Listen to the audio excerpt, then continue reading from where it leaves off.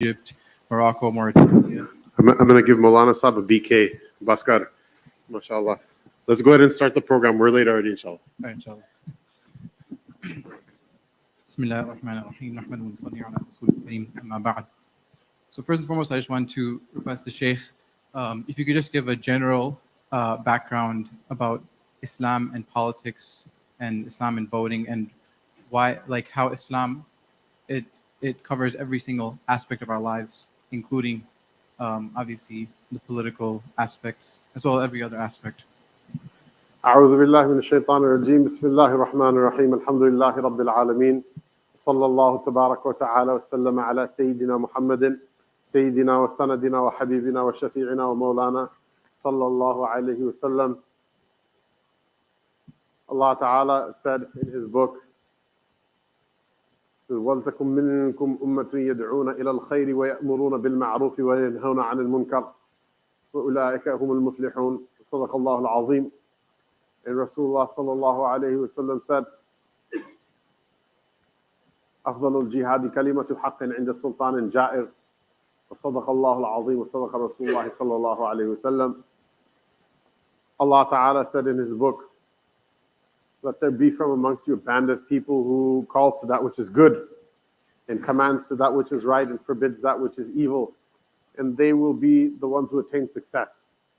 And the Messenger of Allah sallallahu alayhi wasallam said that the most virtuous jihad, the most virtuous struggle and striving in the path of Allah Ta'ala is to say a word of truth in the face of unjust authority. And both Allah Ta'ala and His Rasul sallallahu alayhi wasallam speak the truth. We have a very limited amount of time and it's a very large topic. Are there any Dars Nizami graduates in this majlis other than Maulana Saim? Are there any students of knowledge? At any rate, the ulama have written a great deal about this topic. Many of those books are not read by people anymore. They're not read by the students of knowledge. They're not read by politicians. They're actually genius works. And interestingly enough, in some instances, they're actually incorporated within the corpus of the study of not just political science, but sociology, the bedrock of the understanding of the way human societies function themselves in Western and secular academia. It's a shame that people don't benefit from the knowledge that we have. And this is part of a larger kind of colonized mindset that our people have. The British left Lahore and they left Delhi a long time ago, but they haven't left the hearts of the people, even if those people moved to Long Island. And ilallah al-mushtaka, the only one we can complain to about our ahwal is Allah Ta'ala. May Allah Ta'ala give us something better than what we have. Ameen. The first thing I wanted to say is that politics is something people don't really understand. People don't understand what we mean when we say politics. They don't think about the denotation of the word, but they think about the connotation of the word. They don't think about what the word means, but they think about how the word makes them feel. Politics is a dirty thing. Politics is a bad thing. Politics is an unvirtuous thing. Politics is somehow synonymous with corruption. These are all the hang-ups that the Europeans have. I don't even want to say Westerners because Mauritania and Nouakchott is further west than London. I don't want to say Europeans because Istanbul is also part of Europe. But this kind of particular post-Roman civilization that pretends and acts like they're the only thing that exists in the world and has a type of convenient amnesia when it comes to their place in the history of mankind. Because there are not civilizations, there's only one human civilization. And our experience with politics is different than their experience with politics. What are politics to us? Politics is everything that you want from somebody else that you try to get them to do without having to physically force them, or with having to physically force them. So for example, I see many handsome young and old men here. And mashallah, should I use this mic and not this one? Okay. So imagine you have a problem.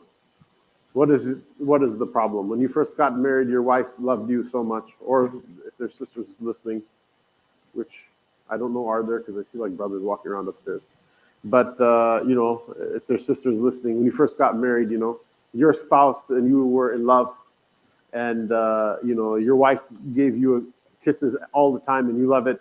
And now it's been a while. It's been a couple of years, and you've eaten a little bit too much of her biryani, and she's gotten a little too accustomed to the nice things that you do for her, and they've lost meaning, and so she doesn't kiss you anymore. So what can you do? You can go full, Khaybar mode and say, woman, if you don't kiss me, I'm going to slap you in the face. Obviously, that's bad in Islam, and you're going to go to prison and a number of other problems. The least of which is what, like even if you get what you want, it's not going to be what you want because you can't get that thing out of the threat of violence, can you? It's not the only thing. This is why the Quran also said, La ikraha fid deen. If you take a sword to someone and say La ilaha illallah, there's no act of love greater than taking the shahadatain. You can't just force it, right? So obviously, okay, that's off the table now. Now, what do you have to do? It's a very perplexing question. Some people go to a marriage counselor in order to, figure out what is it they can do. They feel like they've tried everything, all of it has failed. There was actually a game show in which precisely this would happen, that they would interview couples and say, okay, well, my spouse used to XYZ for me, and they don't anymore, and I find it really horrible, and I don't know what I can do to fix the problem. And so what they'll do is they'll set cameras all around the house. Don't ever do this, by the way, complete bedheaded thing to do, right? They set cameras all around the house, and they say, okay, now it's your job to get your spouse to do what it is that you want from them, like give you a kiss or whatever it is, right? Every time it happens, we'll give you $1,000. And so for 3 days, the person will do all sorts of things in order to get what they want from their spouse. And guess what? They're successful. They say we tried everything, but they obviously didn't try everything. With a little bit of motivation, they realize that one of the big reasons they're not getting what they want is they're not putting in the effort to get what they want in order to get what they want. In the course of that, some of them realize, I don't actually want to put in the effort. It's not really worth it. But the point is, this is what politics is. Politics is you want something from other people, and other people may want something from you. It's the art of being able to understand what is it that people want from you and what is it that you want from other people, and try to see if there's a way you can exchange one thing for the other. War is also, in that sense, part of politics. Violence, like we said, imagine a person says, I'm gonna crack you across the face, your wife says, you don't give me a kiss, I'm gonna slap you in the face as hard as I can. Some of our wives, that's actually a more scary prospect, So imagine, right? Is that the proper tool for that job? No, it's not. Whereas maybe if someone's spouse is like, hey, I'm gonna set the house on fire, maybe it's very appropriate to physically restrain them from doing that, right? War is also politics by other means. But all of these things are just what? You are trying to see if you cannot incentivize someone to do something that you want them to do in exchange for that you not doing something they don't want you to do or something that you want to do in return. And the entire idea of a Muslim society is what? Is that a Muslim, like the ayah says, that let there be from amongst you a band of people who invite people to that which is good. At the most fundamental level, mankind has kufr in it. We want people to give kufr up. And so there are a number of mechanisms that we get people to give kufr up through. Whether it's the zakat money of mu'allafatu qulubuhum, whether it's by relieving the tax burden of somebody or making them eligible to receive zakat money or making them eligible for political or social or other types of perks. If you want to marry someone's daughter, you have to become a Muslim. We're not going to marry daughters to a kafir. As a Muslim man, also you can say, well, I have the right to marry Ahlul Kitab. Actually, the fiqh of it is much more complicated than that. The marriage is valid. Whether it's permissible or not, or whether it's a sin, is actually a more complicated issue than people think. And in America, I think, really the correct decision, the correct opinion is actually haram to marry a Christian or Jew. In particular, if you intend on having kids, and who's able to, 100% control that. Coming back to the issue, though, there are all sorts of things that we have that are very political, that are there in order to induce the kafir to give up their kufr. They're there to induce the sinner to give up their sin. They're there to induce the person who is lazy to give up their laziness and do something right instead of doing nothing at all. They're there to induce the person who does good to do more good. They're there to induce the person who is wrong to repent. They're there to induce the person who is a zalim to restore the rights of the person that they made zulm upon. This is all part of what? It's all part of politics. Now, if you look at politics like the way the church looked at it, because the church and the society in this kind of post-Roman model that we live in, with them, they considered their pope to be God's infallible representative on the earth, and that everything he says is doctrinally, heavy on people, and everything that he does is somehow a representative of God and of religion, and they take that literally to be true century after century.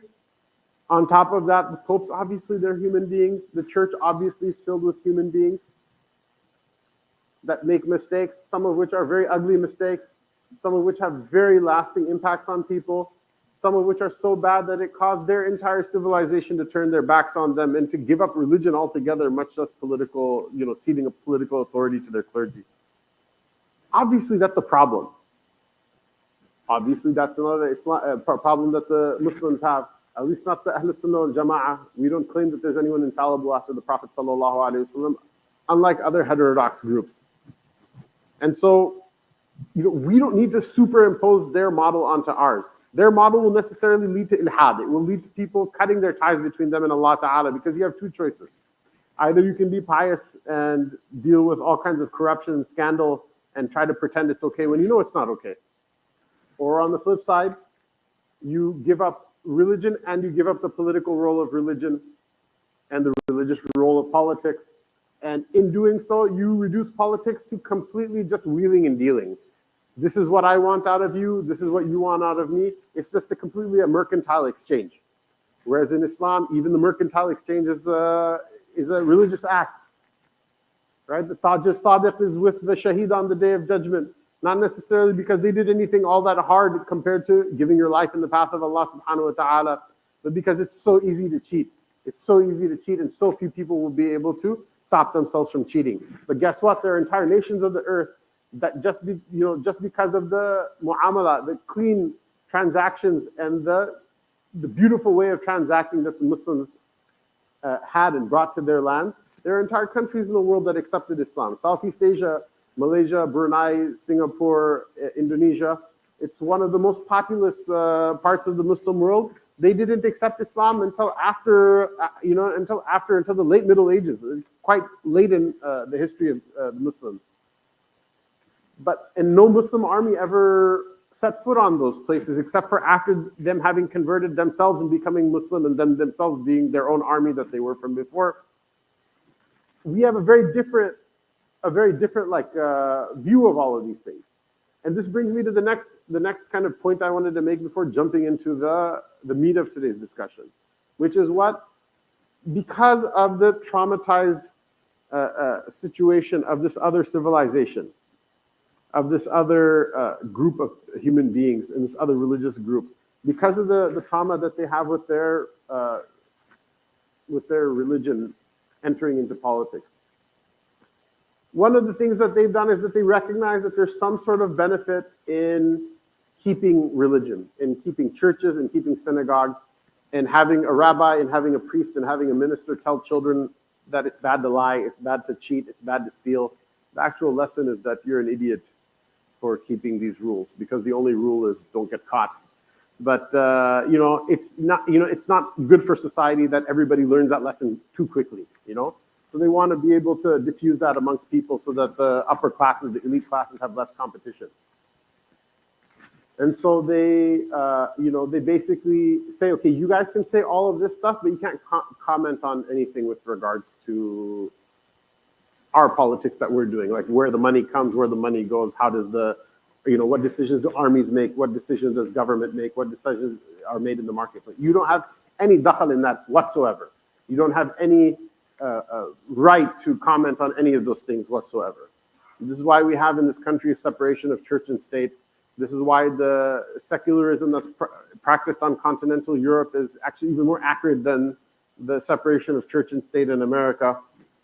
And that's one way that their religion has survived as a cultural artifact, even though it's not really that powerful of a force in their day-to-day lives. What is it like? It's like when the Fox News contributor, Laura Ingraham, I just mentioned the name, not that there's any point in mentioning it. It's the house of Allah Ta'ala. It would have been better not to mention it, to be honest with you. But just so you don't think I'm making it up or being a weirdo by saying this, right? I'm not like making an example up in my head. This actually happened, which is when some African-American NBA star, he gave his opinion about some political issue or candidate or whatever. What did she say? Shut up and dribble. Shut up and dribble. What did she say to him? Shut up and dribble. Black people, you're lucky we're giving you money. We're lucky we give you this chance to perform for us. Just shut up and dribble. This is what she was trying to say. She can't say the whole thing explicitly. The part she said explicitly was what? Shut up and dribble. Now we have, mashallah, quote unquote, secular Muslim. Is there any such thing as a secular Muslim? قل إن صلاتي ونسكي ومحياي ومماتي لله رب العالمين لا شريك له وبذلك أمرت وأنا أول المسلمين. Say, Ya Muhammad alayhi salatu wassalam, indeed, my living and my dying, in my prayer and my sacrifice and my living and my dying, inna salati wa nusuki wa mahyaya wa mamati lillahi rabbil alamin. All of it is for Allah Ta'ala, the Lord of the worlds. La sharika lahu. There is no partner unto him. And this is what I was commanded to, and I'm the first one who submits in front of him. Anybody who wants to give some share of this haqq of Allah Ta'ala to somebody else, the Hadith Qudsi is very clear. أَنَا أَغْنَى الشُّرَكَاءِ عَنِ الشِّرْكِ. I'm the one who has at least need of any partnership with anyone. If you say some part is for me and some part is for someone else, I give my part to that other person. Go ask them for Jannah on the Day of Judgment. It's all for Allah Ta'ala, or Allah Ta'ala rejects all of it. That's it. So this shut up and dribble is itself an offensive idea to Islam, and it itself disqualifies a person even from the cultural allegiance, even from the Sunday Christian type of observance of Islam, even from the most basic eligibility to be called a Muslim. And so for that reason, we are now in a weird position. What is that? That weird position is that nobody talks about politics in the masjid anymore. And someone might say, well, that's a good thing. The Imam shouldn't be telling us who to vote for. Look, there's a little bit of truth in both of these things. I want to detangle what part is true and what part is false. But the idea that wholesale that the Imam shouldn't tell you about politics, this is 100% alien and antithetical to Islam. As a basic idea, it's 100% alien and antithetical to Islam. What is the biggest guide of the politics of the Muslims? Is it what the Democrats say? Is it what the Republicans say? Is it being a liberal? Is it being a conservative? Absolutely not. Democrats and Republicans didn't even exist in the time of the Prophet ﷺ. Being a liberal and being conservative, these are completely nonsense words. They have no objective definition whatsoever. Can you imagine somebody is defining themselves based on one extremism or the other extremism? Whereas Islam is what? You're the middle path, you're the balanced path. We don't shoot for being extreme one way or the other. What do we shoot for? We shoot for being right, for finding the haqq, for finding the truth. And we admit that we're wrong sometimes, but that's our aspiration as a point of aqidah. So, no, we will talk about politics in the masjid. We must talk about politics in the masjid. Somehow we're not talking about politics in the masjid. Somehow or another, this mimbar that's behind me, maybe not this specific mimbar. I don't know who's giving khutbah over here. I'm sure it's wonderful, it's lovely. But I've been to enough masajid in America, and I've sat through the khutbahs of other people as well. There are periods of time I was like the professional imam in a masjid in my life, and there are periods of time that I wasn't. It's about 50-50. So half of the khutbahs I give, half the khutbahs I listen. And I see in this 1 year that's passed, 1 year and some days, since the 7th of October 2023, where we've seen the most grotesque and the most inhuman of things unfold in front of our eyes. We've seen those inhumanities. We've seen those manifestations of evil that we know always existed with human beings. However, the difference was in the past, you had to be like a real investigative reporter to figure out what was going on. Because people would lie about the things that they did. They would pretend like they never did them.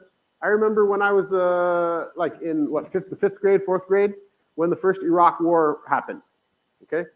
They had a little Kuwaiti girl come in front of Congress, and she's crying, she's weeping, she's testified under oath in front of the Congress that she saw Iraqi soldiers come into the hospitals in Kuwait and rip the babies out of their incubators.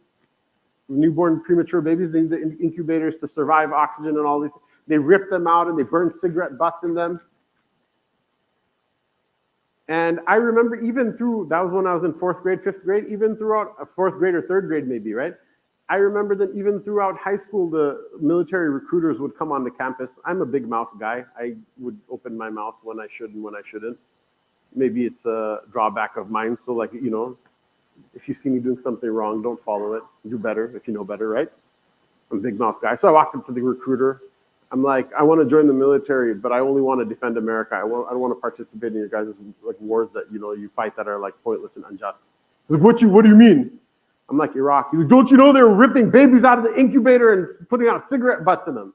And I'm like, yeah, well, even if they were, it doesn't justify like, years, decades of sanctions and bombing people and this and that and the other thing. What did we find out just a couple of years ago? That was 100% a lie. There was a PR firm in New York. I mentioned this I gave khutbah in Masjid Noor in Long Island. MashaAllah, this New York of yours, we export batil to the world. We export haram to the world. We export every indecent thing in the world. The orange guy is from New York. The rainbow guys are from New York. The genocide guys are from New York. Everything that's evil, we're the ones pumping it in. There's no iqlim. There's no continent. Or, they say that, just like Iblis says that there's no mawdi' shibrin. There's no even hand's breadth of space in the heavens of the earth except for, sajda in front of Allah Ta'ala. There's no hand's breadth of place in this earth except for something evil from New York has touched it and affected it. Yet, in at least a dozen street corners in Manhattan right now, there are people who are protesting genocide. Probably half of them are Jews themselves. Credit where it's due, brave people, right? Coming back to what I'm saying is that these lies, they proliferated all throughout the world. Now we're at such a point. It turns out that the Kuwaiti embassy wanted to egg America on in order to invade Iraq and do their dirty work for them. And not that I'm saying it was okay to take over the country or not, or like commenting about it. I'm just saying they wanted someone else to do their fighting for them, their fight for them. And so what ends up happening is they hired a PR firm. Where? From where? New York. Right? And they're the ones who made up the entire story of the ripping the babies out of the incubators. They coached the little girl. This is how you fake cry. This is how you're going to say. You're going to pause when you say this word. The entire thing came out. Justified the 2 wars, not just one, 2 wars that destroyed an entire Misr from the Ansar of Islam.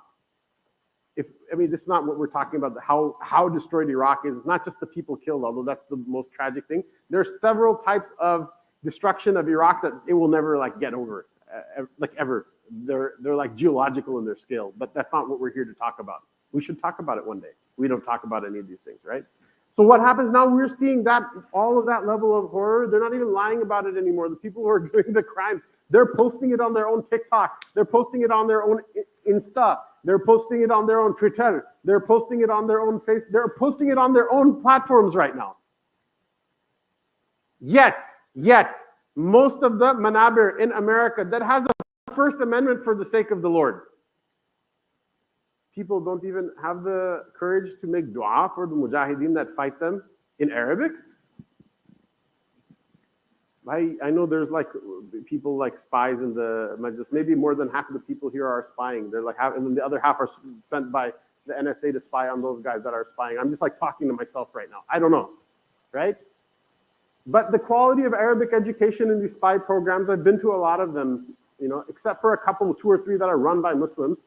The rest of them, they're not they're not robust enough that they're going to even understand what's like being recited in the Quran or what's recited in ash'ar or what's in your du'as and things like that. That's an archaic form of Arabic that even they're not going to be able to understand, right? MashaAllah, Zol, MashaAllah in Sudan, MashaAllah. Have you ever heard talking to Sudani and he's like, Farat min khaswara? Have you ever heard, is that how normal Arabs talk nowadays? No, right? It's not how we talk nowadays, right?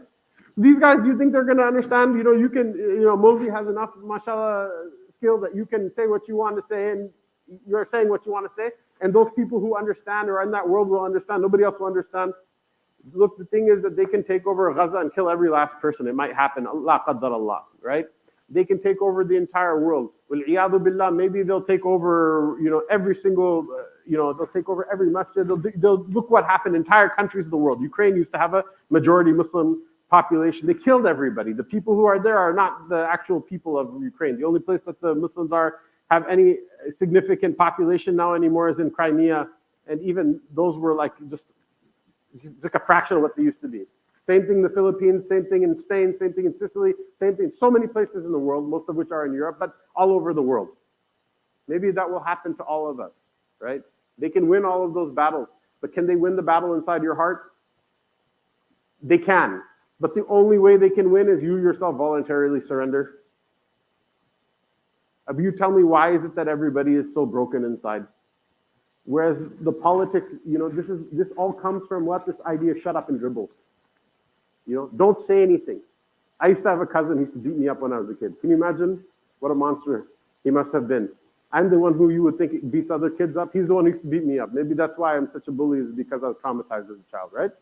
And so what he would do, great guy, make dua for him. What he used to do, he'd have me in a headlock and I would scream shh, shh, while he's hitting me, And this is literally what they're, you don't have to shh. You can say what you need to say. People say it's a non-profit. This is why I'm not going to get up and tell you, vote for this person, don't vote for that person. That's illegal. What I can tell you is this person that Donald Trump said he's going to do this, and Kamala says she's going to do that. She's not Kamala, she's Kamala, she's an Indian. If she has any African American blood in her or not, Allah knows best, but she's an Indian, that's for sure. That Kamala says this, and that Donald Trump says that, and Islam teaches this. Nobody can stop you from saying that. What is that? What is that? That's political speech. But they want you to say, shut up and dribble. If you shut up and dribble, whose fault is that? Who forced you to do that? You did it yourself. You completely did it yourself. Allah Ta'ala is going to ask you, why? You say, I was just listening. We listen to our leaders. We listen to our great ones. That's what everybody in Jahannam is going to say.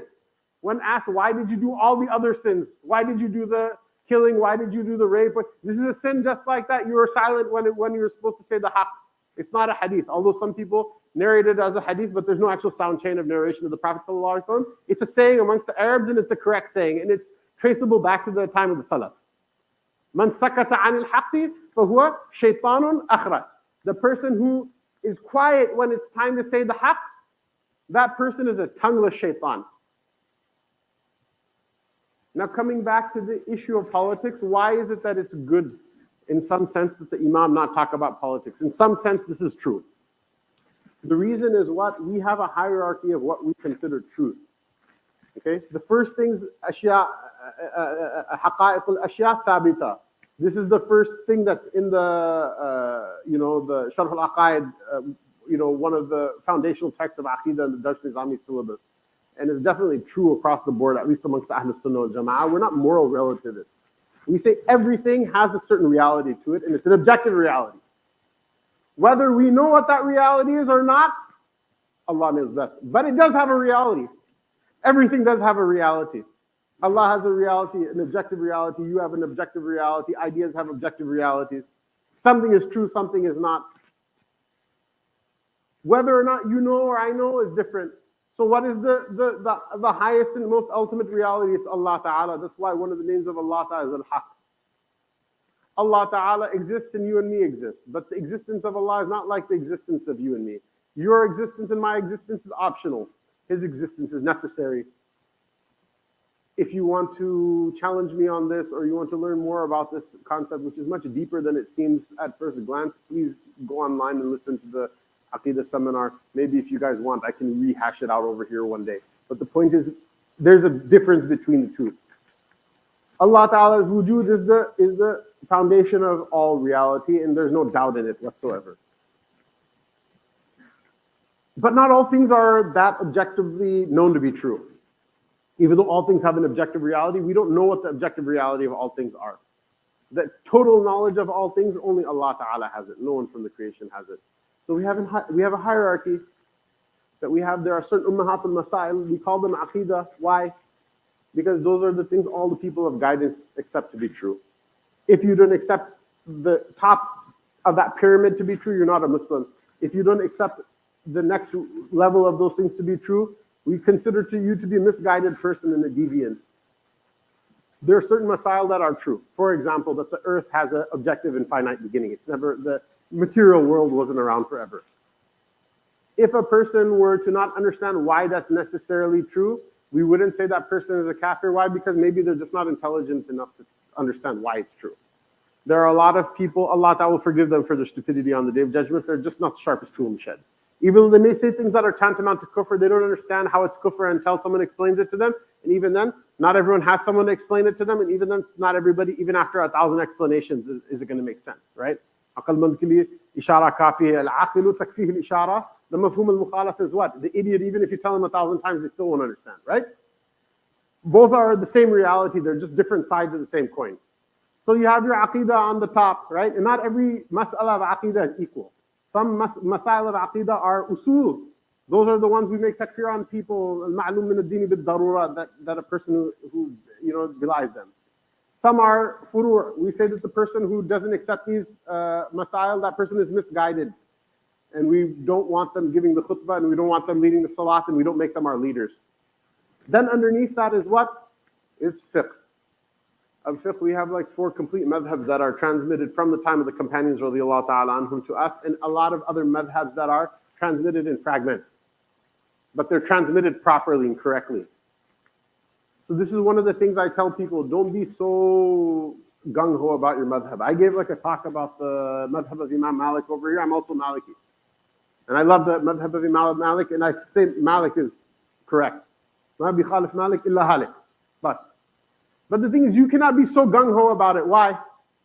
Because at some point or another, there are some things, you say, okay, you have your mafhum of a particular dalil, someone has a different mafhum. I think I'm right, and you're wrong, but you might be right, I might be wrong. I don't know, right? Are you supposed to say Ameen out loud after the Fatiha? It's a long discussion, okay? Again, some people have an opinion that they think is right, and the other one is wrong, but say, Allah, Allahu a'lam. And really, if it was that clear of an issue, there would have been a surah of the Quran called, Al-Amin bil-Jahr or Al-Amin bil-Sir. And there isn't. And if you don't like it, that's your problem. You can go argue with Allah, why didn't you make your Quran a certain way? You can argue with the Prophet ﷺ, why didn't you say this more explicitly? Because later on, Shafi'is are going to say this, and Hanafis are going to say that, and they're going to fight. You have obviously wasn't as important for them as you think it's important for you, so that's your problem. So what are we doing? We're moving down the ladder, right? Which is what? In fiqh, in legal issues, we say sometimes, we think we're right. Really, we think we're right. And the dalil make all this. I would be lying to you if I told you that the dalil doesn't make sense to me for one position versus the other. But this other person who we know is sincere and also swears up and down and lives his life such that the Quran and Sunnah is the most important thing for them, and they came to a different conclusion. What are you going to do? You're going to beat them up? And this is one important side lesson, by the way, that unity will never be based on fiqh.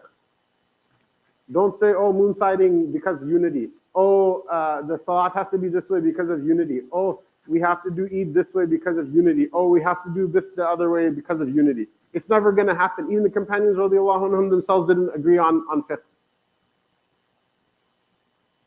What did they agreed on the aqidah. So then one step down from that is politics. One step down from that is what? Politics. In what sense?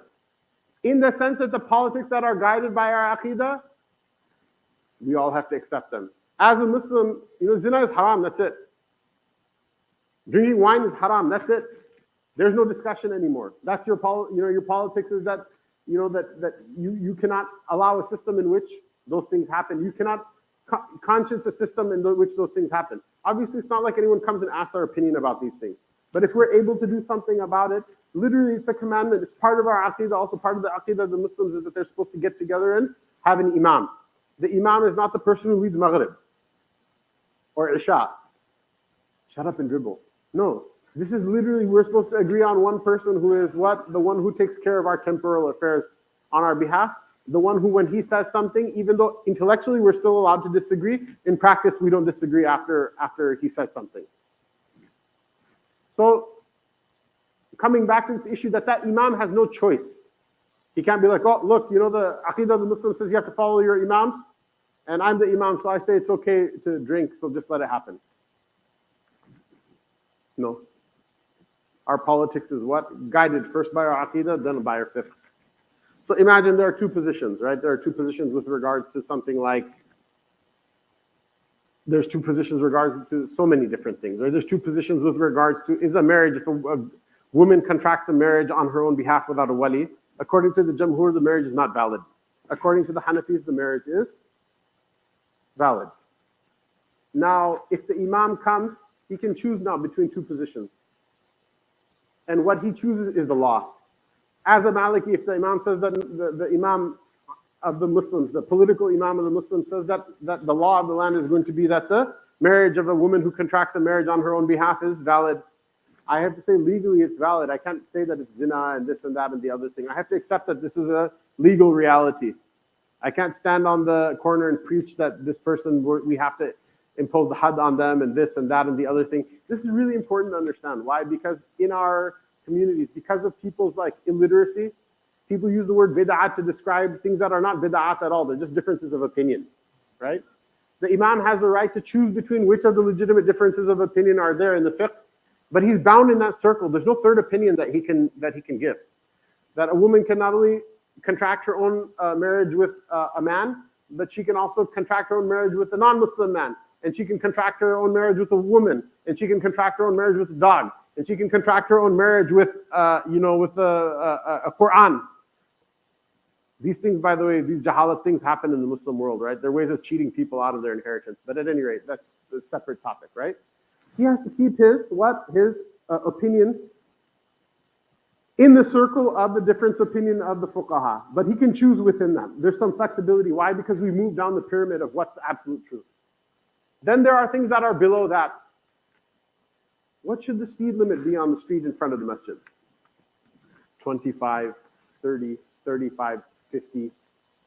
Should it be posted in kilometers or an hour or miles an hour?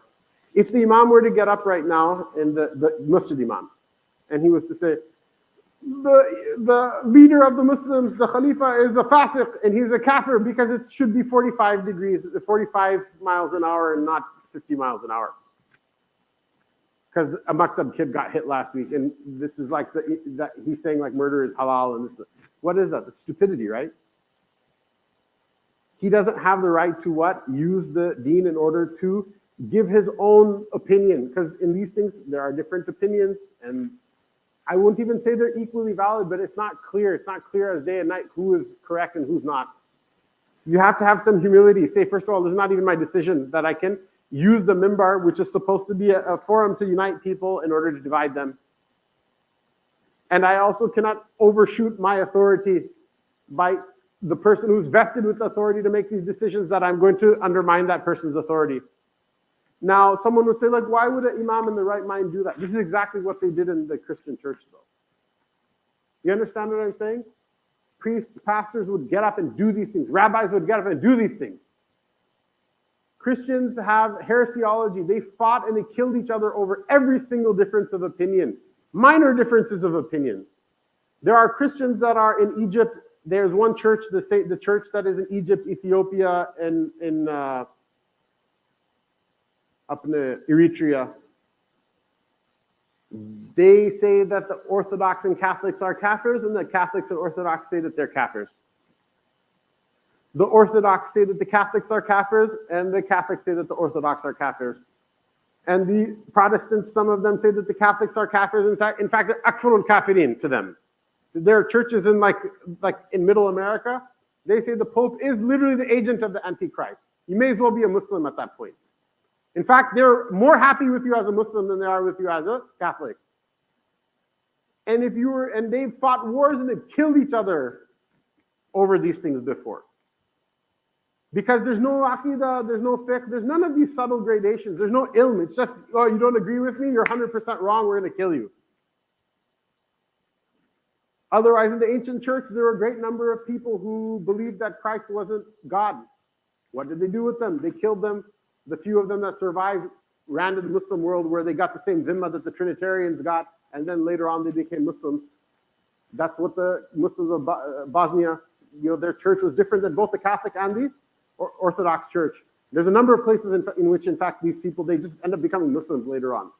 But coming back to the issue is that was their experience. And if you pull a Catholic off the street, you pull, Antonio off the street from the Catholic Church, and you pull Dimitri out of the Greek Orthodox Church, or out of the Russian Orthodox Church, and you pull Girgis out of the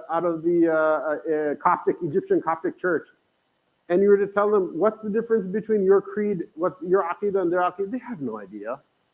It's not a big enough issue that they would even know. You pull off someone out of a Baptist church that says that the Pope is the agent of the Antichrist, and you pull Antonio out to the side. You're like, hey, what's the difference here? They're like, well, we recognize the Pope. Okay, but like, what is it in your beliefs that are different? They have no idea. They're such small and obscure things, and they fought each other to the death over them. As Muslims, we never did that. The Khawarij came. Sayyidina Ali radiallahu anhu, what did he say? Is this an aqidah difference? He said, as long as they challenge you verbally, then answer their challenges verbally, and if they fight you, then we'll fight them back. That's it. Same thing with the Mu'tazila, same thing with every heterodox group in Islam. Coming back to the issue of politics, this is why, yes, there should be some separation, right? The Imam of the masjid has no business giving his opinion on the mimbar about those things that are different about. You tell me now.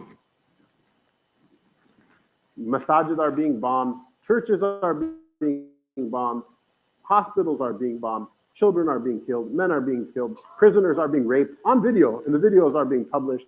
When, as a token prosecution, they try to prosecute one of the rapists, then other soldiers break them out and beat up the people who are trying to enforce the law, and so that law doesn't get enforced. Land is being stolen. Every single dirty and disgusting thing is being done openly and by the admission, by the iqrar of the criminals themselves. And our government still keeps giving money. Our politicians still give support. The person in charge of all of this, Netanyahu, the person who's overseeing the genocide right now, this is an objective fact. Everything that's happened, he's been the prime minister. Nobody can say that, like, oh, look, you're saying something that's not objectively true. He comes to the Congress and he gets, 50-something standing ovations from the Congress, and the only, like Rashida and, like, Thomas Massey, just a handful of people, aren't there to, like, cheer him on and wave him on. If you tell me, is this an aqidah issue? Is this a fiqh issue? Or is this something more akin to like what your opinion is about the speed limit on the road in front of you? This comes to a subsequent point. I want to wrap up. What time is this program supposed to be over by? Because I want to give some time for questions and answers and discussion. Okay, so this leads me to another point, which is that not everything is the presidential election. If you want people to do what you want, right? I said even war is an instrument of politics, right? Because war gets people to vote differently, it gets people to act differently. War against the people of Gaza seems to have just made them more resolute in order to fight against their occupiers. It made the Palestinian people in general more resolute to fight against their occupiers, convincing them that making peace with such evil people is never going to yield anything good. So we may as well fight while we still can. It's made the rank and file of the Ummah more resolute to fight against these people. And interestingly enough, it's actually made normal liberals and normal conservatives in this country now see that we have no option except for to fight these people. Because they're willing to do every dirty thing in order to kill babies, which most people in America don't like. And on top of that, they seem to have the government in a vice grip. They can't release it. Now, you and me, now it's important for us to now come back to one of the first things I said, which is what? Politics is the process by which you want something from other people and they want something from you. It's the art of being able to exchange things. You give them what they want, they give you what they want in order to make the world a better place for all of the above, right? And understanding that voting for somebody as president is not all of that. It's not even a majority of it. It's a much smaller percentage than you think. One of the things that I wanted to talk about when coming here, but I'm restricting my own desire as a human being, is I want to tell you so badly who not to vote for and who to vote for.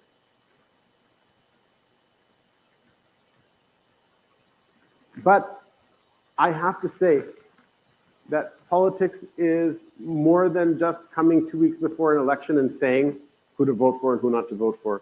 Honestly, it makes no difference if every single Jum'ah attendee, I had both khutbahs, how many khutbahs? Yeah, three. All three khutbahs in the whole crowd from Taraweeh and Laylatul Qadr and the Eidain and, Pakistan Day and whatever.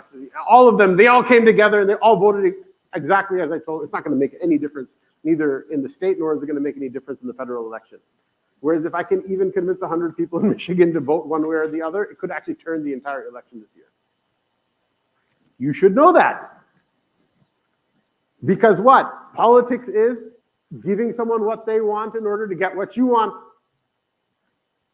The Republicans don't care if you vote for them in New York because they're going to lose anyway. The Democrats don't care for who you vote for in New York because they're going to win anyway. You have to give them something else. Every politician wants one of two things in this country. One is they want to see a large crowd, a large gathering, because they see more people, more votes. Right? Half the people in the masjid could be like out of status. They don't know that. It's not like someone has their like expired green card stapled to their forehead. Half of you guys, if I met you on the street, I would think you don't know English. And you'd probably think the same thing about me.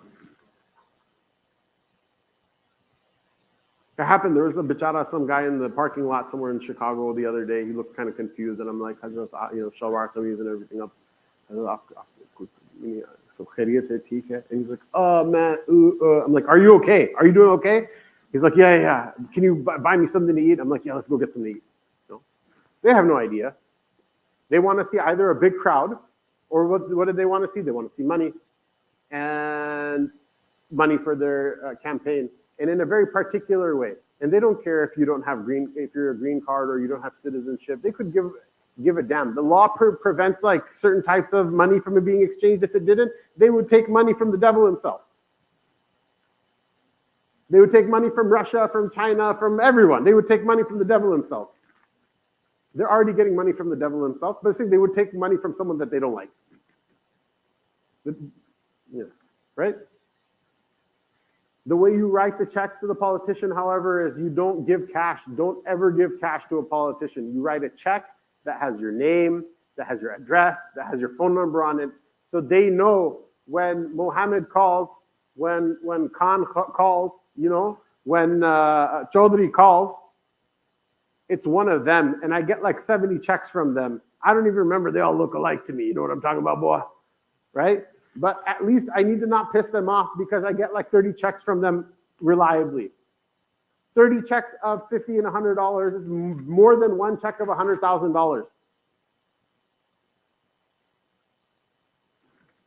You have to understand how that system works. Which politician, what is their lever? Or if that lever is too difficult to reach, stop wasting your time and going after the other. There are levers that are even deeper than that. I don't see anybody talking about them. The state pension system, it's not like the money that you pay into it, all of it goes out to pensions. Some of it is invested because there are more retirees in some years and there are more payouts in other years, right? What happens? The boards that decide how to invest the pensions, they're all made up of Zionists. There's not a Muslim in sight.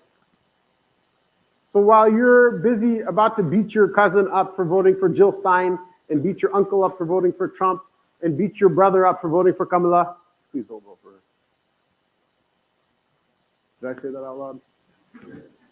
Right? the New York, Illinois, all these states, they're like, they're literally investing billions of dollars in Israeli junk war bonds.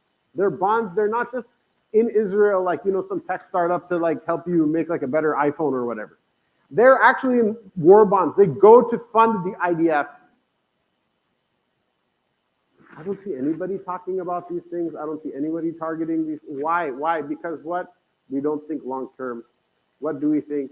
We're like, all the limit, the wall of what we think about is what?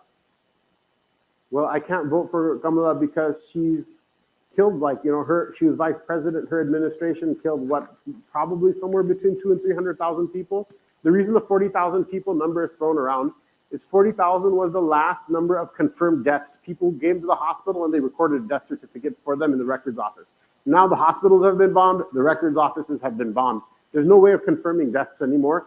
And most of the injured don't make it to the hospital. Most of the dead are under the rubble right now. People stopped burying the dead. They started spray painting on the concrete that this is the last resting place of so-and-so. This is the last resting place of so-and-so. So it's in the hundreds of thousands. It's above 200,000. You can't just be like, they're like, oh yeah, but it's the lesser of two evils. Nope, I'm sorry. There's some people who say what? I'm sorry. You crossed the red line. There's nothing good that will come from you after this. But Trump will do this as well, right? Let me tell you something. If you pulled $300 billion out of the Israeli economy, it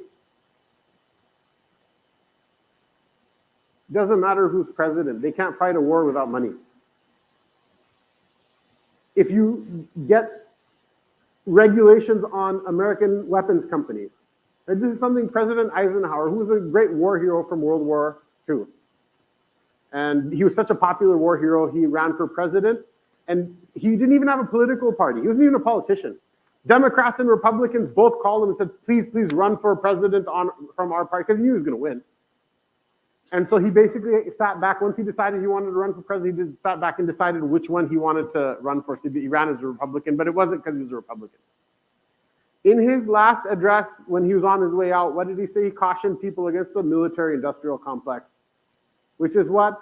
That the weapons manufacturers make so much money from manufacturing weapons. Everyone whose business is related to violence. We were driving to Masjid Nur, and like Adopt a Highway, there's a stretch of Adopt a Highway that's like adopted by Northrop Grumman, right? These people are devils, they're shayateen. Why do I say that? Every country needs a military and every military needs weapons. That's not the part I begrudge. I begrudge the fact that all of these companies, Lockheed, all Boeing, all of them, Raytheon, they make so much money, Blackwater, they make so much money that they then start to fund candidates in elections. And are they going to find the candidate that wants to like take care of the children and help the elderly and the sick and make the world a better place? No. It's an investment. I pay you this much money and then you cause another war that makes us like so much more money back. It's a very simple shtick, right? If you go after those sources of funding for those candidates, you will see that the people who are in office are very fickle. They have no morals. They're just going to say yes. They're going to be yes men for whoever gets them elected, right? These are all parts of politics that you need to know. They're objective realities. They're not something that's like, Islamic or un-Islamic or subjective. They're objective realities. You need to hear about them from the pulpit and understand that shut up and dribble is the way of the Yahud and the Nasara. Our way is what? You have an obligation in front of Allah Ta'ala. Man ahabba lillahi wa abghada lillahi wa a'ta lillahi wa mana'a lillahi faqad istakmala al-iman. The person who loves for the sake of Allah and hates for the sake of Allah and gives for the sake of Allah and withholds for the sake of Allah. Meaning, who do you do business with? Who do you give your money to? That is the one who has completed their iman. Right? This is something that should be talked about from the minbar. Instead, what do we have? We have masajid that are hostage to committees. The problem is we no longer think of the love of Allah Ta'ala as the most important thing to us. That we don't even fake it's the most important thing to us anymore. So the masajid are put in the hands of who? The wealthy. We worship money, the wealthy have it. So there are holy people, our new holy people and sacred people. They may not know how to read the Fatiha correctly. They're the ones who say shut up and dribble to the imam.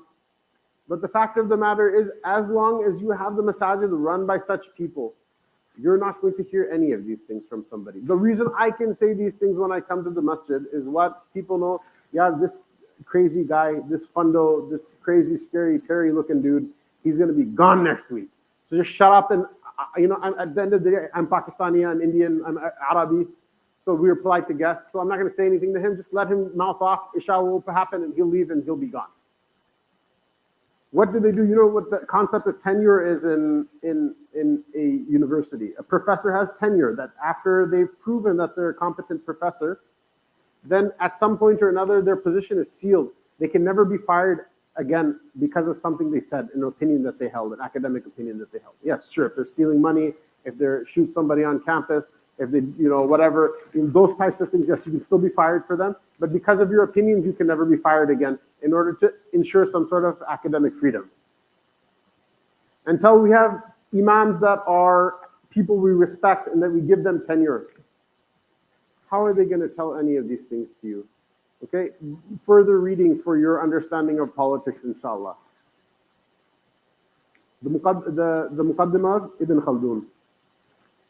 It's translated into English by a academic named Rosenthal. It's a decent enough translation. If you can read it in Arabic, it's always better. It's translated and it's abridged, and it's still a pretty long book. It was based on his book that the Ottoman state was, it took like its philosophical inspiration. And it's one of the most successful states in the history of mankind.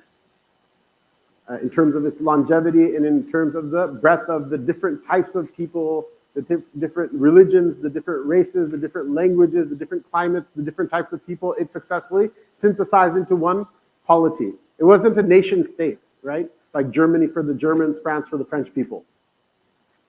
It was multi-ethnic, multinationalistic, and people lived in harmony. It's not perfect, but people lived in harmony for what is essentially a world record for like peace in the world. Read the English translation of the Muqaddimah of Ibn Khaldun. For our Mawlvi Hazrat, mashallah, read the first jild of the Hujjatullah of Shah Waliullah rahimahullah ta'ala. Those ulama were courtiers. They were courtiers of the Mughal state, right? Shah Waliullah rahimahullah ta'ala, after him Shah Abdul Aziz,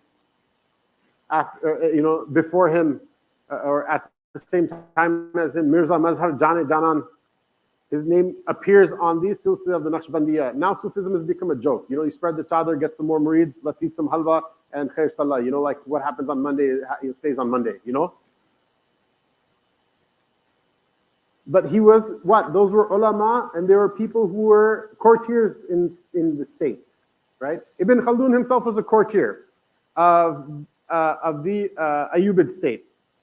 Yeah, you heard the name of Timur Lang before? Central Asian people, right? Very famous homicidal maniac of Turco-Mongolic origin. I feel like they do him dirty in those history books. He did do some good as well, but he has a very colorful and checkered history. When he conquered Damascus, which is my understanding, that's how the relics of the Prophet ﷺ made it to Lahore, because he took them from Damascus and brought them to Lahore. The Mubarak Na'alain Mubarak of the Prophet ﷺ and one of the Mubarak turbans of the Prophet ﷺ were in the Badshahi Masjid in Lahore because of that. Timur Lang, what the first thing he asked about Damascus is? He's like, where's Ibn Khaldun? They found Ibn Khaldun. He's like, you're going to work for me now. And he asked him for 4 days. He sat with him straight, asked him his opinion about all sorts of different things. Asked him to draw maps about this and to tell me about this, tell me about that, tell me about this. Why? Because these were genius people of their time. Their information was more valuable to the rulers than silver and gold. Why? Because you will unlock the keys to all the material gain through the knowledge that these people have.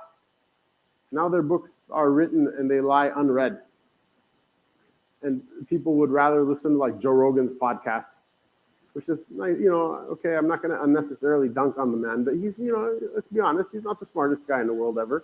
I don't think he ever claims. This is one of the part of his charm, actually, is that he's a humble guy, and he wants to learn from others, right?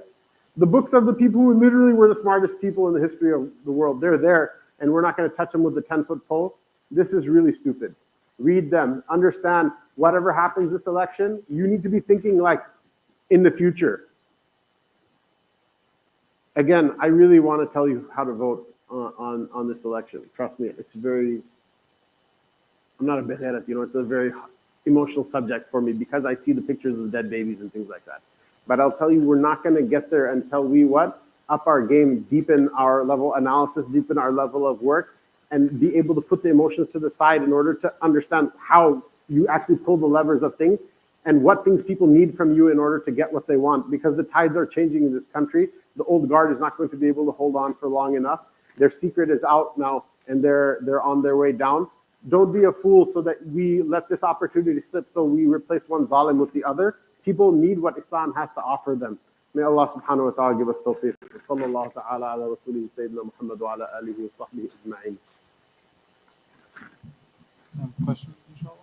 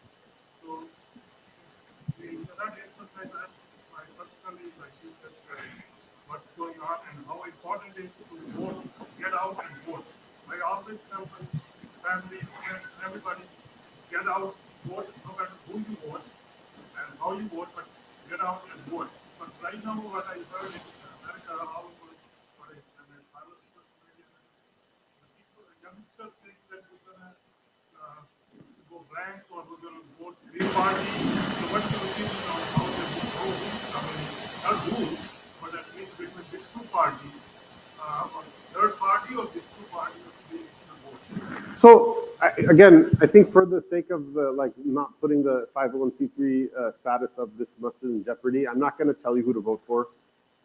But what I can say is what are some potential benefits and drawbacks of each of the options. Okay, the idea of canceling or voting for like a null party in your ballot, or undecided, or say, okay, I'm going to vote for Molvi Saim. How old are you? Yeah, so don't vote for him because the Constitution, you have to be at least 35. So Usman Qureshi, how old are you? Vote for Usman Qureshi, okay? Like if you vote for Usman Qureshi, I'm not saying to do it, I'm just saying theoretically, if everyone writes Usman Qureshi, he's probably not going to win. Great guy, but probably not going to win. I'm sorry to I'm not trying to put you down, but you're probably not going to win, right? But what it is, okay, imagine there's like 30,000 votes for Usman Qureshi, right? So then next time some other politician will say, okay, he got 30,000 votes, so maybe I should listen to him because if he becomes friends with me, his voters will come on to me, okay? So you don't get that if you don't vote. You don't get that if you destroy your ballot, okay? If you vote for the Green Party, what the argument in favor of that is that every party that can break a 5% threshold federally, that you get 5% of the vote or more, then you officially get sanctioned by sanctioned from the federal government. And so you're eligible next election for special funds from the federal government and for recognition. Additionally, most states between 3 and 5% within the state, if you get vote, you also get state funding as well for your campaigns in the next election cycle. So the idea is what? More competition, more chance somebody's going to break, right? That the power is concentrated in 2 corrupt parties. If someone believes that, then what happens is you have a third party on the scene. Now, no one party has as much power as they did before. So striking a deal with one or the other becomes easier, That's what they say. They say that, the man who marries 2 wives, if they both conspire with one another to make his life hell, they'll completely bury him in the ground. But it's harder to keep a conspiracy with 4, right? Because if one of them cracks and is nice to him, he's going to love her more. So then all of them have to. It's something like that, right? Not that I'm recommending these things. This is just an example. So try to not be distracted. I feel like you're going to be distracted. Anyway, I'm sorry. But you understand the idea. What is the argument for voting for Trump? Okay. A, he is not as aggressive in pushing degenerate social values. The Green Party is very aggressive in pushing degenerate social values, right? But they're probably not going to get elected. Trump is like, you live how you want to live. I'm not going to tell you how to live, and you don't tell other people how to live. Just do what you want to do. We're not going to push the rainbow flag on like every embassy or whatever. In theory, this is what the idea is. And he's pushed that. He's kind of even though he himself is not, he seems to have lived much of his life according to those liberal values, but he doesn't seem like eager to push them on other people. So this is something some people say that they appreciate about him. The second thing is he's not Kamala, which is what? You presided over killing between 250 and 300,000 innocent people. It's going to be 300,000 between Lebanon and between Gaza, right? And additionally, might trigger another war with Iran, but that's the future. Let's leave that for a second on the side. But you've already had this track record of killing all these people, and so this is a way. That what? Look, we're such a small minority. Don't think that you're going to sway the election, you and me. We're not going to win the election for anybody. But what we can do is cause somebody to lose. Why? Because what are the swing states? Pennsylvania, between Philly and between Pittsburgh, there's a lot of Muslims, right? Michigan is like there's a shawarma shop on every corner, right? What are the swing states? Wisconsin, filled with Palestinian community. What are the swing states? The swing states, Ohio, filled with Palestinians. I was imam in Cleveland, right? The largest city in Ohio. And you would be surprised. You walk into please forgive me for being like this. You walk into a room and you think it's all white people. If you say a word in Arabic, you'll see someone's ear perk up in the Palestinian. So many times. I go to a coffee shop and I think it's Katie who's serving me across the table, right? She might be a Muslim as well. It's wrong of me to assume that she's not. But and instead of like, here's your change, is please make dua for me, Sheikh. And you see the name tag is like, an Arabic name, right? Very old, long-standing Palestinian community over there in Ohio, big-time swing state. That's why one of the reasons that Trump picked Senator Vance to be his running mate, that it's a swing state that he belongs to, so hoping to pick up Ohio just because he picked an Ohioan candidate, possibly also because Vance outsourced his domestic responsibilities to a third world country. Anyway, but this is some reasons people want to vote for him. And then what are reasons people give for wanting to vote for Kamala is that Trump is going to be worse and he's going to implement a Muslim ban. And many then people will give the counter argument that mathematically it's not even possible to be worse because we've given a blank check and everything that the occupation has asked for from us, and we've shielded for them and covered for them in obscene ways. So it's difficult to understand how it could be worse, but these are the options, okay? If you want to talk to me outside, like across the street after the thing, I'm more than happy to tell you my opinion. If someone, as a scholar, if someone were to tell me it's haram not to vote, it's sin not to vote, it's not true. If a person genuinely thinks your vote doesn't mean anything, that's your political opinion. I disagree. I personally disagree with it. But you're entitled to have that opinion, just like it's like talking about what speed limit in the street is. Someone could say, I think it should be 60. I'd be like, that's a bit fast, They'd be like, well, whatever. But it's one of those things. But I personally think that everybody should, because the thing is that if you don't say what you want, there's no, in every negotiation, you get 0% of everything you don't ask for. And so, you have to get up and you have to say what you want, and you have to ask for what you want and what your community wants. This is another thing. Muslims oftentimes think about the greater good. The way the system in America works is what? Nobody cares about the greater good. Everyone says what they want, and the idea that the system is built on is that when all of those things come together, they will average out to be the greater good. So no one's thinking about your good. You should think about your own good, what you think is good, and then it's going to average out with someone else's, and everybody's not going to be 100% happy, but they'll be happy enough to take in, keep going. That if you don't say what you want, you don't advocate for what you want, whether it's the president, whether it's local elections, whether it's the mayor, whether it's the people on the committees who get to choose which bonds we invest in, any of those things. If you don't say if you say what your opinion is, there's not a guarantee that your opinion is going to turn into a reality. But if you don't say what your opinion is, it's almost certain that it's not going to turn into reality. It's not going to turn. Some guy who eats pork and doesn't wash himself or herself after using the bathroom and thinks there's as many genders as there are stars in the sky. They're not going to wake up one morning and magically do the thing that's commanded to by the Kitab and Sunnah. That's your job to say that. To call to that which is good, command that which is right, and forbid. That's not their job. That's whose job? That's your job. So I say go ahead and make your voice heard. It may not necessarily result in what you want, but if you don't, it's almost certainly not going to result in what you want. What do you say about what some people have in mind that if I vote for such and such person, that's kind of like endorsing all their policies, and I might be held accountable in front of Allah for that? I think this is a very naive way of looking at things. You are not, if you vote for someone, you are not responsible for everything they do. In that sense, I could vote for someone, for Khalifa. I say that this, person is such a pious person and he's such a good person. Imagine there was someone who is like, running for governor, and he's a physically strong person, well-spoken. He's actually a Quran teacher by profession. A very pious person, has knowledge of the Quran inside out, and very astute and intelligent man. So, well, it sounds like wonderful. That's Hajjaj bin Yusuf, You don't know. Yesterday he was Quran, he's maktab teacher. Tomorrow he's like a homicidal maniac. You don't know. You don't know the ghaib. You don't know the unseen. Your Allah is not going to ask you about those things you couldn't have possibly known. And furthermore, you're not mukallaf to make the world a perfect place. What? Assalamu alaikum, Hajj. Mashallah. You forgot me from Hajj. Mashallah. Mashallah. No, it's okay. Mashallah. There's only another 4 million people, right? Mashallah. So who's going to remember everyone?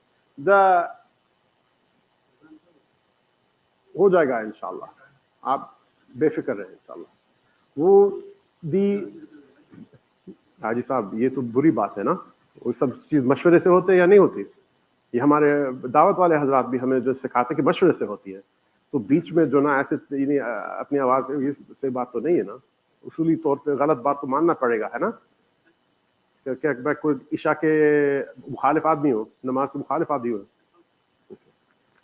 So the idea is that what? That, you're not mukallaf of making the world a perfect place. No one is going to ask you about things that you didn't have power over. What are you going to be asked about? The things that you had power over. If you were a person, for example, that is broke, are you going to be asked why you didn't pay zakat? Are you going to be asked why you didn't make hajj? No. Are you going to be asked, why you didn't, I don't know, build a masjid in such and such place where they needed a masjid? Even though it may be a fard kifaya? No. What are you going to be asked about? The things you could have done. And so this is also part of our understanding of politics as well, is that the things that you can change, مَا لَا يُدْرَكُ كُلُّهُ لَا يُتْرَكُ كُلُّهُ. The thing that cannot be attained completely or achieved completely or apprehended completely, you also don't have the right to leave it completely either. And so what happens oftentimes, this is one of those shut up and dribble type of arguments, which is what? If someone tells you that you have to wait until there's a perfect candidate in order to vote, is there going to be a perfect candidate within your lifetime? No. So are they telling you have to wait for a perfect candidate? No. What are they saying? Don't vote. But it's just another word. This is one of the reasons we make mashra with one another, is because some of these things are not apparent to some of us at a time, and some things are apparent to us in part at times. But when we all come together, we each bring our own piece of the pie. When we all respect one another and we come together one another and listen to one another and have our turn to speak, what happens is then the full picture becomes clear to people. وَأَمْرُهُمْ شُورَى بَيْنَهُمْ. This is one of the reasons for that Allah Ta'ala described the companions radiallahu ta'ala anhum, that their affair is what?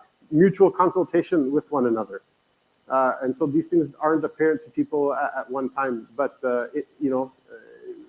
you can't let somebody just tell you to sit it out and then you're just going to give control to evil people. Yeah, go ahead.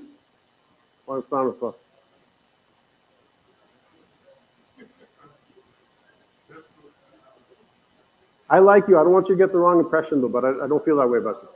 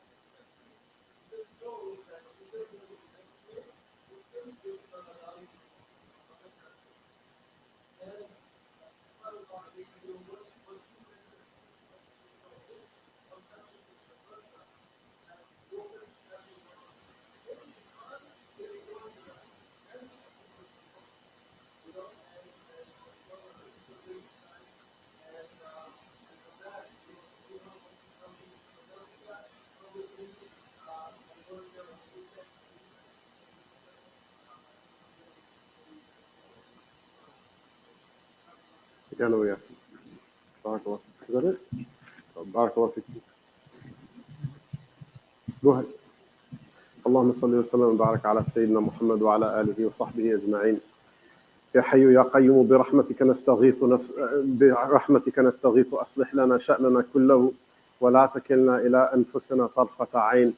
اللهم اقسم لنا من خشيتك ما تحول به بيننا وبين معاصيك ومن طاعتك ما تبلغنا به جنتك ومن اليقين ما تهون علينا مصائب الدنيا. اللهم متعنا بأسماعنا وأبصارنا وقواتنا ما أحييتنا واجعله الوارث منا واجعل ثأرنا على من ظلمنا وانصرنا على من عادانا ولا تجعل فتنتنا في ديننا ولا تجعل الدنيا أكبر همنا ولا مبلغ علمنا ولا تسلط علينا من لا يرحمنا. اللهم أرنا الحق حقا وارزقنا اتباعه وأرنا الباطل باطلا وارزقنا اجتنابه. اللهم اكفنا بحلالك عن حرامك وأغننا بفضلك عن من سواك. Ya Allah, Ya Allah, Ya Allah, give us the tawfiq not only of praying 5 times a day, give us not only the tawfiq of cleansing our heart from batin and filling it with nur, but to take this nur to everybody, to the people of our households, to the people of our neighborhood, to our friends and relatives, to our neighbors, to the people in our schools and in our places of work, to the people of this land, Ya Allah. Allah, also give them the Mubarak kalima of La ilaha illallah Muhammadur Rasulullah sallallahu alayhi wa sallam. Ya Allah, make us people that when we stand, our demand is the prayer. Make us people when we stand, our demand is the fast. Make us people when we stand, our demand is zakat and taking care of the poor and the weak. When we stand, where our demand is justice. When we stand, our demand is kindness to other people and decency amongst people and good character amongst people. Ya Allah, whenever anyone says this da'wah of La ilaha illallah Muhammadur Rasulullah sallallahu alayhi wa sallam, Ya Allah, your sunnah is that people are going to turn on them. Even our Rasul sallallahu alayhi wa sallam, the most beloved of people, his qawm turned on him, as was foretold by Waraqat ibn Nawfal radiyallahu ta'ala anhu.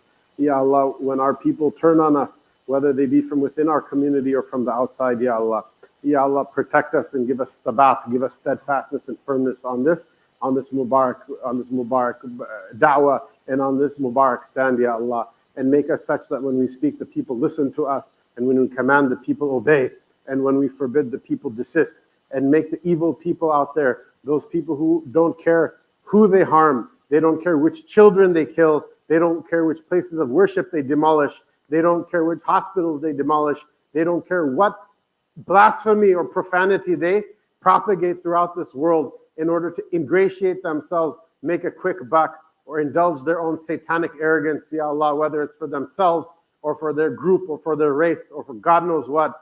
Ya Allah, those people have sickened mankind. They've sickened your creation. They've caused pain and suffering and tears and blood, Ya Allah.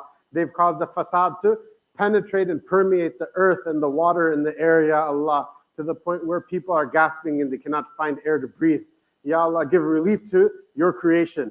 Give relief to the ummah of Sayyidina Rasulullah sallallahu alayhi wa sallam, and raise from amongst us a people who stand and call people to that which is good and command that which is right and forbid that which is evil, and who raise a hand against them. Ya Allah, those people, weaken them. Ya Allah, confound them. Ya Allah, make their plots the map of their own undoing.